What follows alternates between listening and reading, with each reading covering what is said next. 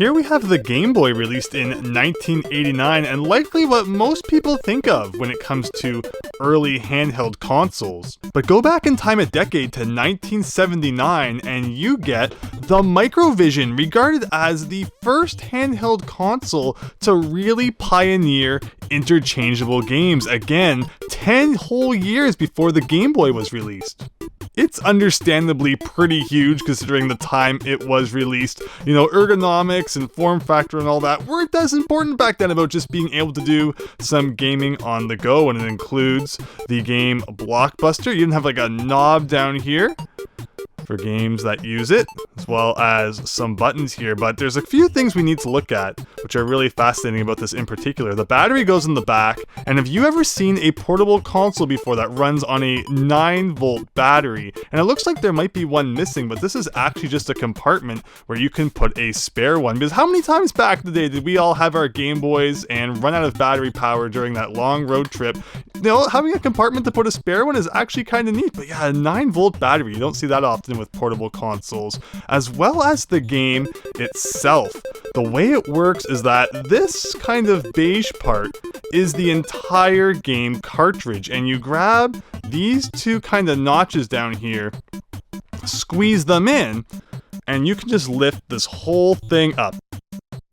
And the whole thing just slides out like that. So as you can see, like, you really kind of get to see the whole internals there, which is pretty weird. And yeah, the whole game is confined to this weird piece of plastic that comes with the individual buttons that the game might use, as well as the screen and kind of the surrounding elements there. And then that is what it looks like from the back. And of course, that's where it plugs in at the top. But okay, let's plug that back in and actually give the game a try. So as I showed, you have these kind of buttons down here that come individual with each game, and unfortunately they are like plastic and they feel absolutely awful to press, so you're certainly not going to be doing any kind of fast-paced Game Boy style gaming with that. But again, what is really cool and kind of unique about the Microvision is that knob at the bottom. Perfect for games like Breakout and such. And hey, guess what kind of game Blockbuster is? So we have the on-off switch on the side, which we're going to push up there, and then the screen should turn on.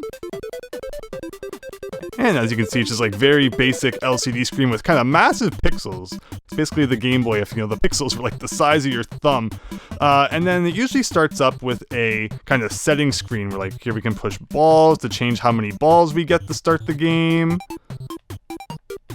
7 was the default for whatever reason, which is like a lot of balls, but you're gonna see why. This is an interesting game. Speed settings, so S is probably slow, F for fast, and then paddle is kind of like how big your Arkanoid Breakout paddle is, because yep, that's exactly what we got here. And I guess we press go again. And I'm gonna be using this knob at the bottom to play some Breakout. And I think I have to press like go every time to fire the ball. And it's so fast. And remember, I had it set to slow. Like, good luck catching that. I mean, you know, with the screen size, it's like they kind of got to do what they got to do. You know, if it was any slower, I guess maybe it'd be too easy, but like, it just kind of comes out of nowhere. It's like, yeah, your game's over already. So naturally, with a big feature of the Microvision being its interchangeable games, more games had to be released for it, and this is what they looked like when you bought them. In this case being Pinball. We can take that lid off there, even get like an instruction manual with that game underneath. And then we can just take that new game, pop it into that cartridge slot, push that in there, push that down till it clicks, and there you go, you're ready to play some pinball. So again, you know, completely new buttons at the bottom there, even though this game, you know, it looks a lot like the last one. A lot of them are going to involve, like, you know, Breakout-styled elements, considering the inclusion of that knob down there. But let's turn it on. Again, you kind of get to set the settings. I think we'll kind of go with the default. You know, it plays kind of just exactly like Arkanoid, but it's called Pinball. You get some bumpers up there that it bounces off of.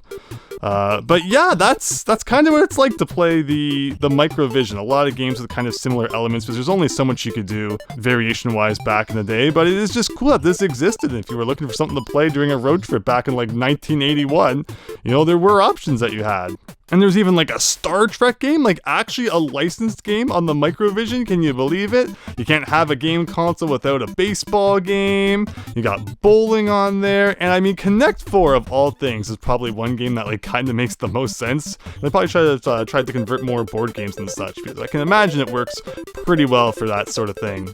So there you go. That is the Microvision, a real pioneer in portable gaming technology. Do you think you would have had fun with this back in 1979? Let me know down in the comments below, and I hope that you enjoyed seeing it. So thanks for watching, and hope to see you next time for something different. So thanks again, and take care.